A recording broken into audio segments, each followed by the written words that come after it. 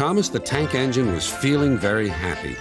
His blue coat shone in the sun, he was right on time, and all around his branch line, the countryside seemed prettier than ever before.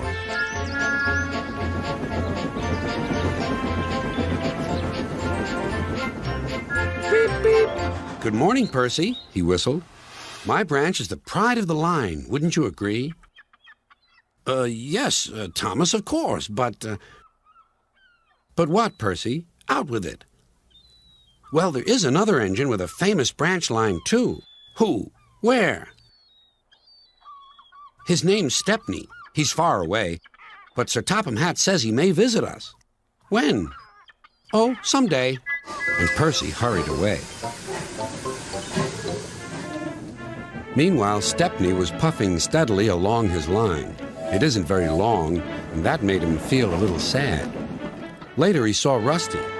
The little diesel had helped save Stepney from scrap. Everyone's been so kind. But my railway is so short, and I do miss a good long run. I think you should tell Driver, too, replied Rusty. I'm sure he'll understand. Stepney soon discovered that indeed he did.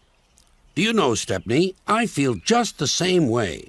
That evening he had exciting news. Guess what, Stepney? Sir Topham Hatt has invited us to visit the other engines on his railway. Manager agreed. It'll be a really long run to get there. Oh, thank you, sighed Stepney. They set off next morning. By now, all the other engines were talking about Stepney. He runs a famous branch line. Did you know that? Said Percy. Thomas was feeling a little jealous. Huh. It may be famous, but my branch is the first on the line. Everyone knows that, too.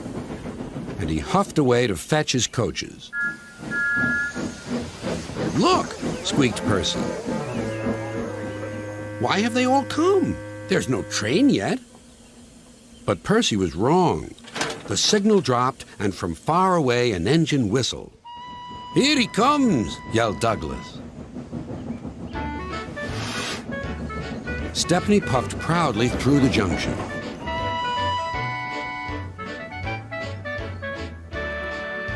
I hope you'll meet Thomas, too, said Edward. You both have branch lines to be proud of.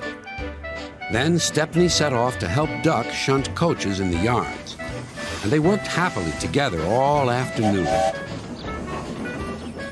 At last, Thomas arrived. Sorry, can't talk. It's time for my last branch line train. Mustn't be late.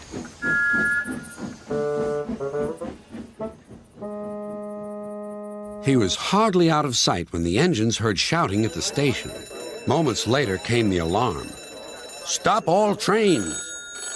The signalman answered the telephone. A special, is it? I see. Thomas was impatient.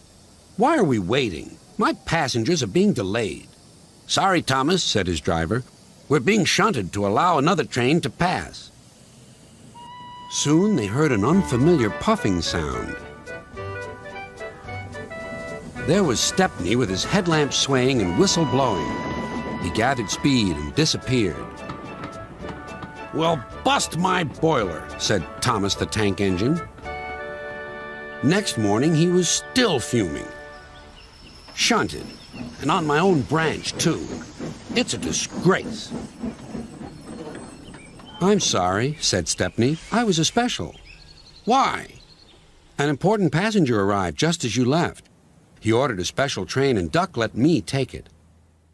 We had a splendid run, but, finished Thomas, it can make an engine nervous not to know the line. Exactly, said Stepney. You're such an expert. Thomas felt much better. He couldn't be cross anymore and began telling Stepney all about his branch line.